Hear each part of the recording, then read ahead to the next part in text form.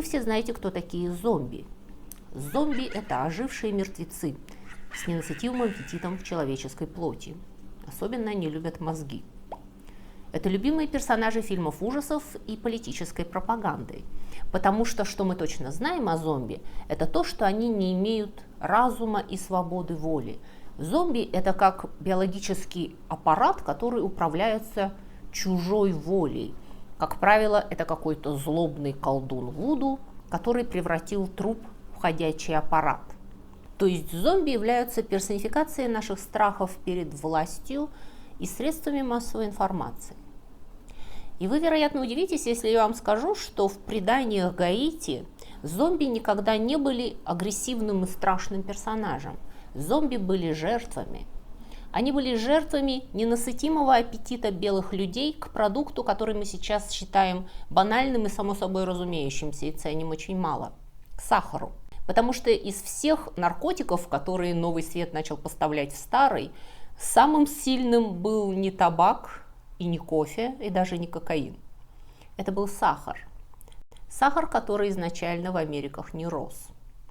И эта сладкая мечта европейцев породила легенду о зомби.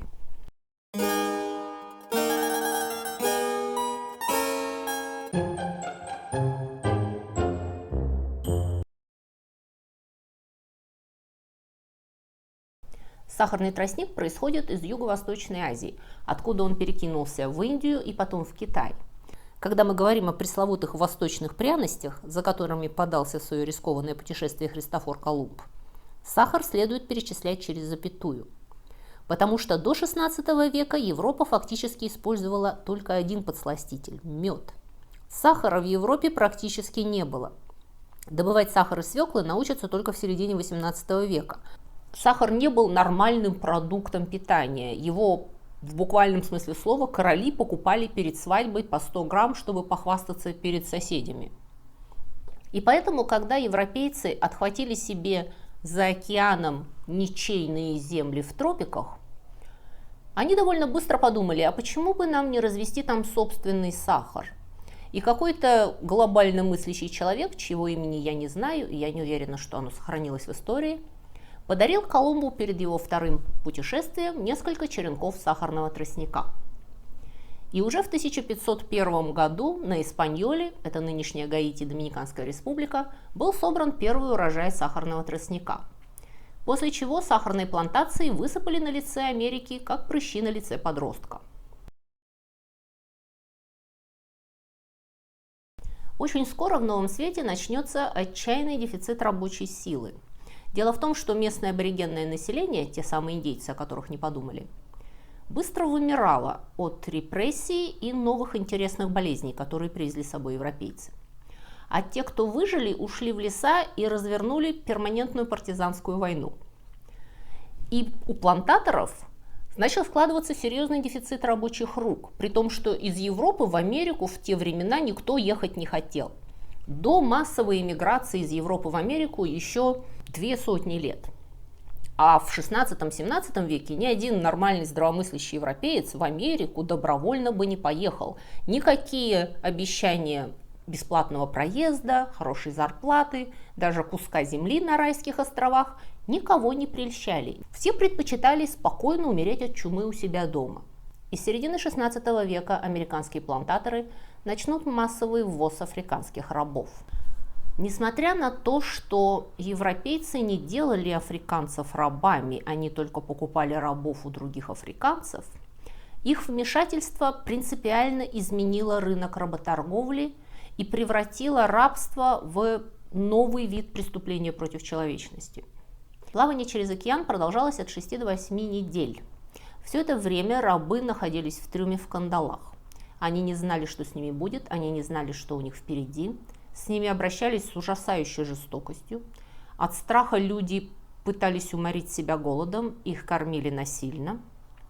Если в результате этого путешествия умирал каждый шестой из рабов, это считалось нормальным, хорошим рейсом. Если умирал каждый третий, это был неудачный рейс, и приходилось ругаться со страховой компанией, потому что рабов страховали как любой другой груз. Я могу со всей ответственностью заявить, что все люди, которые участвовали в трансатлантической работорговле, были первостатейными мерзавцами, и у них было что-то не в порядке с психикой. Даже если мы учтем разницу в менталитетах и исторические обстоятельства, ни один порядочный человек не занимался этим бизнесом.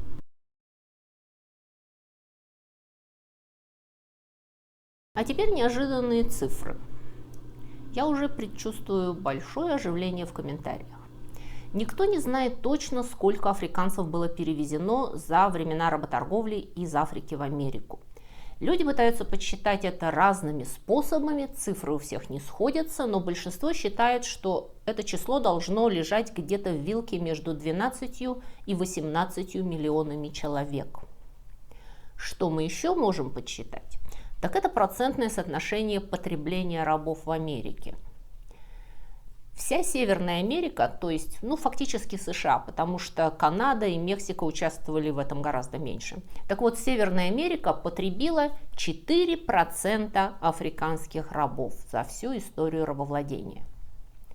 И я дам вам 2 секунды, чтобы это улеглось. Почти наверняка, когда вы слышите о рабстве в Америке, вы представляете себе Соединенные Штаты. Но на самом деле весь вот этот огромный исторический пласт, вся эта культура, хижина дяди Тома, Геккельбери Финн с Джимом плывут на плоту по Миссисипи, Мартин Лютер Кинг, I Have a Dream, джаз, блюз, рэп, черные пантеры. Весь этот культурный пласт был создан потомками 4%, может быть немножко больше, потому что существовала внутренняя миграция африканцев, которые были привезены в трюмах невольничьих кораблей из Африки в Америку. Куда делись все остальные люди? 40% приходится на гигантскую Бразилию, которая была порядочным гадюшником, и об этом нужно говорить в отдельной истории. А больше половины, больше 50% рабов было отправлено на Карибские острова. И я не удивлюсь, если вы мне не поверите, потому что просто глядя на карту, невозможно себе представить, что половина от 18 миллионов человек была отправлена на вот эти крошечные островки в Карибском море, куда мы сейчас ездим отдыхать. Не очень понятно, как они вообще туда поместились, зачем, почему так много, где их потомки, где все эти люди. У них не было потомков, они умерли, не успев родить детей. Их замучили молодыми на сахарных плантациях на Барбадосе, на Гаити, на Ямайке, на Гваделупе и на Кубе. Сегодня я буду рассказывать только исключительно о Гаити. Этот большой остров был довольно быстро поделен между Францией и Испанией. И на обоих половинах были созданы колонии, они назывались Санто-Доминго и Сен-Доменг, соответственно, которые производили сахар. Рабство бывает разное. Ни один вид рабства нельзя назвать хорошим. Но тот вид рабства, который сложился на сахарных плантациях, на французских сахарных плантациях на Гаити, был просто вопиющей мерзостью. Плантации сахарного тростника на Гаити были натуральными лагерями смерти. В те годы цена на сахар была очень высока, а рабский труд сравнительно дешев. И норма прибыли позволяла владельцам плантаций относиться к рабам как к расходному материалу. Это нужно объяснить. Дело в том, что когда в XVI веке европейцы как следует распробовали сахар, они уже не могли от него отказаться. Сахар все еще был достаточно дорогим продуктом, это не был продукт массового потребления. Но богатые европейцы теперь могли довольно свободно купить сахар. И они очень быстро подсели на него. И вы знаете это по собственному опыту. Если вы попробовали сахар, вам очень трудно от него отказаться. И несмотря на высокие цены, производители сахара нашли в Европе почти бесконечный рынок. Современные экономисты пытаются провести аналогию, чтобы дать людям понять, насколько выгоден был сахарный бизнес в XVI-XVII веке. И единственной сравнимой индустрией сейчас является рынок нелегальных наркотиков. Ни один легальный бизнес сейчас не дает такой выгоды, какой давала продажа сахара в XVI веке. Сахар приносил бешеные деньги. Не просто большие, безумные. Во времена своего расцвета французская Гаити, это жемчужина Карибов, отправляла в год в Европу 600 кораблей с грузом, равным по стоимости продукции всех колоний Британской империи вместе взятых. При этом колония размером по площади в 1/6 Новосибирской области потребляла 1/3 привозимых африканских рабов. И при этом она не могла добиться не только роста, но даже стабилизации численности населения. На Гаити привозили 40 тысяч рабов в год, и на следующий год им приходилось ввозить еще 40 тысяч, потому что предыдущие уже куда-то делись. Сохранность машин и безостановочность производства были важнее жизни работников. Средняя продолжительность жизни раба на сахарных плантациях была 21 год. Средняя выживаемость после приезда в Америку – 2 года. Треть не переживала первый год. Люди умирали в первую очередь от болезней, как инфекционных, так и вызванных травмами, от голода, истощения и от теплового удара. Самоубийства, особенно среди женщин, были рутиной. Поймите меня правильно, работа на хлопке, на табаке, на индиго, классические культуры американских плантаций была каторжным трудом. Но сахар убивал людей. Сахарный тростник – это толстенные, тяжеленные прутья в рост человека, наполненные сладким соком. Сбор сахарного тростника был исключительно мужским трудом, потому что женщины просто физически не могли этого делать. Женщины работали на посадке, на прополке, на окучивании и тому подобное. Кроме того, они работали на переработке. После того, как сахарный тростник был срублен, его нужно было отжать, и отжатый сок долго уваривали в огромных чинах до тех пор, пока не начал кристаллизовываться сахар. Дело происходит в тропиках, недалеко от экватора.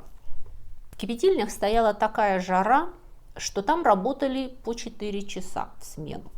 Не потому, что насмотрщики беспокоились о здоровье рабов, а потому что это столько, сколько выдерживал средний человек. И я говорю об африканцах, о людях, привычных к жаре. После 4 часов кипятильни человек получал тепловой удар. Его нужно было оттаскивать в сторону и отливать водой и вести новую смену. Там, где отжимались стебли, надсмотрщики всегда имели при себе небольшой топорик. Потому что если руку раба затянет между валами, эту руку нужно было немедленно отрубать. Останавливать машины ради этого никто не собирался. Я еще раз повторяю, безостановочность производства была важнее жизни людей. То есть идеология была выжать из раба все, что можно, и когда он умрет, заменить его новым.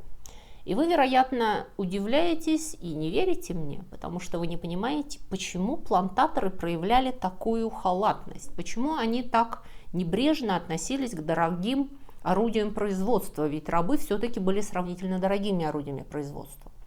Почему они их не берегли, ведь это было невыгодно, потому что эти хозяйства не управлялись непосредственно их хозяевами. Если вы представляете себе классического плантатора времен унесенных ветром или нашего помещика, эти люди жили на своих плантациях, они управляли своими хозяйствами. Они беспокоились о том, чтобы их плантация, их поместье приносило доход не сегодня и завтра, а в течение многих лет и стабильно. Они собирались передать это хозяйство своим детям. И кроме того, они прекрасно понимали, что если они будут слишком жестоко относиться к рабам, то в случае восстания их первых вздернут на первом же дереве. И поэтому классические плантаторы относились к рабам не то чтобы тепло и с добротой, но, по крайней мере, с хозяйственной гуманностью. Они их лечили, они их не зарабатывали до смерти, они их не убивали без причины. Но на сахарных плантациях хозяйничали наемные управляющие. И, как я уже сказала, белые люди, которые в то время жили в Америках, это был далеко не цвет никакой нации. Это были люди, которые по какой-то причине не могли показаться в Европе. Скорее всего, потому что их бы повесили немедленно по сходу с корабля. Это были преступники, это были отчаявшиеся люди, авантюристы в плохом смысле слова, которые не копили на пенсию, потому что они, в общем-то, сами не рассчитывали на долгую жизнь, они понимали, что кончат плохо. Они оперировали в психологии «после нас хоть потоп». А хозяева плантации, они не жили на Карибах в этой жаре и желтой лихорадке. Кому это надо? Они спокойно жили в Париже, и их интересовало только то, чтобы с плантации регулярно поступали деньги. Их совершенно не беспокоила ежедневная жизнь плантации и каким образом там ведется производство. И в результате этой политики во французском Гаити сложилась страшная народная мифология, корни которой были в африканских поверьях. А раскидистая крона в кошмаре жизни в новом мире. Это был мир, который породил зомби.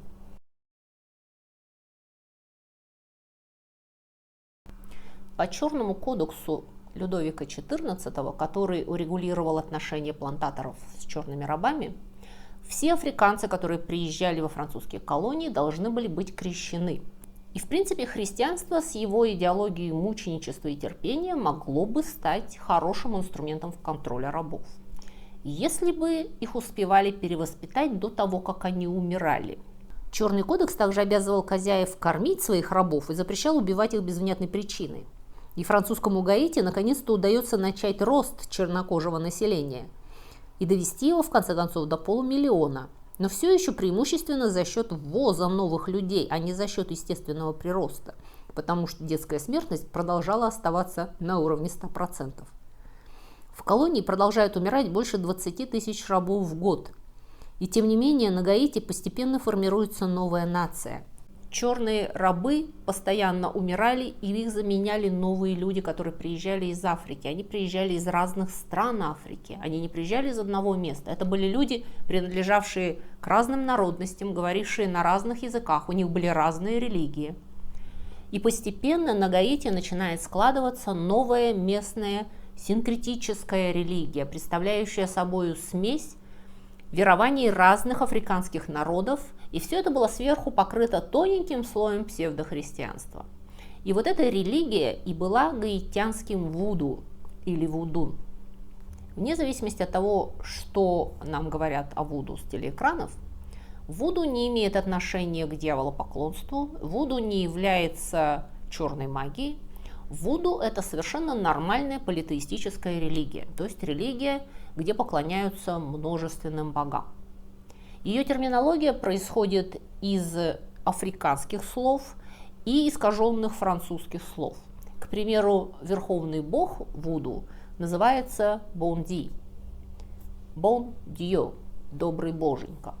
Это абстрактный верховный бог, похожий на христианского бога, с которым верующие практически не имеют никаких контактов, поскольку, я думаю, христианский бог совершенно был глух к мольбам рабов.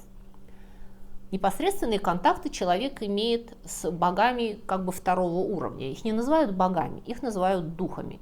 И в терминологии вуду они называются лва, искаженное французское луа, закон. Эти лва бывают разные. Часть из них пришли из Африки. Это нормальные, добрые, старые боги, которые олицетворяют силы природы и тому подобное.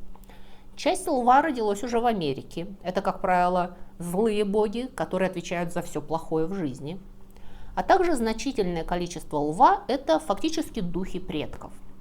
Потому что по верованиям вуду после смерти душа человека переходит в мир богов, в мир духов, и постепенно материя сама становится лва, приобретает некоторые божественные силы. С точки зрения вуду мир принципиально дуален. Мы живем окруженные невидимыми духами, которые существуют ни на небе, ни под землей, они существуют здесь же вокруг нас, только в невидимом таком параллельном мире, в другом измерении или в другом плане. И после смерти человеческая душа присоединяется к этим богам, переходит в этот другой мир и становится одной из богов. В принципе, с точки зрения вуду, душа отторжима от ее сосуда, будь то тело человека или в прямом смысле слова материальный сосуд. Во время религиозных церемоний жрецы вуду, хунган, если это мужчина, мамбо, если это женщина, призывают лва войти в их тело. Они становятся одержимыми духами. Духи входят в тело жреца, и жрец начинает говорить от их имени.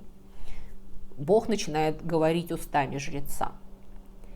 И вызов льва, вызов духов – это большое мероприятие. Оно сопряжено с, например, рисованием красивых узоров. Они называются веве. Каждый узор соответствует своему богу.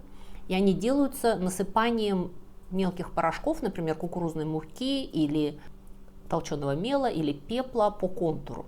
Затем требуются пение, барабаны, танцы, жертвоприношения, не обязательно кровавые. Некоторые льва требуют жертвоприношений животных, некоторым достаточно сахарного сиропа, рома и воскурений. Ну, в общем, это большое мероприятие, и льва не гарантировано, что придет. И из Африки пришло поверье, что в принципе дух можно заключить в сосуд, в бутылочку. И такие бутылочки для хранения духов, гови, мы находим в Африке в разных культурах. В Америке это традиция хранить духов предков в бутылочке дома на полке не нашла большого применения. Но она нашла свое применение в легендах о зомби. Душа в представлениях вуду тоже дуальна. Она состоит как бы из двух частей. В человеке живет гробоненш, большой ангел, и птибоненш, маленький ангел. Большой ангел – это душа в нашем обычном представлении слова, это то, что оживляет тело. А маленький ангел – это ваш характер, ваша личность, ваши мысли, ваша память, ваши чувства, то, что отличает вас от других людей. И когда мы умираем, маленький ангел растворяется в природе, а большой ангел переходит в мир духов и становится льва, если все пройдет как подобает. Потому что на этом пути из материального мира в мир духов перед душой будут вставать некоторые препятствия. И если человек умер в почтенном возрасте, мудрым человеком, его душа заматерела, то этот переход сравнительно легок и безопасен. Но если человек умер молодым, если он умер насильственной смертью, его душа еще слишком слаба, и на пути в потусторонний мир она может потеряться. И такую потерянную душу шаман может похитить и заключить в сосуд, и использовать ее волшебные силы по своему усмотрению. А тело оживить магией и заставить работать на себя. И это тело и будет называться зомби. Это тело человека, лишенное души и оживленное магией по воле злого шамана. И гаитянские рабы очень боялись, что после смерти они не найдут успокоения, их душа не перейдет в мир духов и не соединится с их предками. А вместо этого она будет заключена в сосуд, а тело пойдет назад работать на плантацию. И даже после смерти они не найдут отдыха, а их бездумное, безвольное тело будет продолжать работать, работать и работать. И это было худшее, что может случиться с человеком. Гаитяне не так боялись смерти, они боялись недоумереть. Они не боялись зомби, они боялись стать зомби. Этот страх был так укоренен в сознании гаитян, что во время режима Дювалье карательная милиция, это Антон Макуте, распускала слухи, что у них на службе есть колдун, который превращает противников режима, диссидентов, в зомби. И этого было достаточно, чтобы держать суеверных людей в страхе. Настолько гаитяне боятся стать зомби, настолько они боятся возвращения в рабство. И согласно гаитянским преданиям, единственное, что может привести зомби в чувство, вернуть разум в это бездушное тело, это вкус соли. Потому что соль в старые времена на Гаити была настолько же редка и дорога, как в Европе сахар. И рабы никогда не пробовали соли. По преданиям, крупица соли в пище превращала обычную пресную еду в такую божественную и вкусную вещь, что это могло вернуть сознание мертвому и бездушному телу. И поэтому, когда в 80-е годы на Гаити проходила кампания против неграмотности, она называлась «Вкус соли». Потому что точно так же, как вкус соли может вернуть душу в бесчувственное тело зомби, также образование возвращает сознание бывшим рабам. На сегодня у меня все. Спасибо вам за внимание. Спасибо всем моим подписчикам на Бусти и Патреоне, которые поучаствовали в опросе. Вы мне очень помогли в исследовании этой темы. Всего вам доброго. До свидания.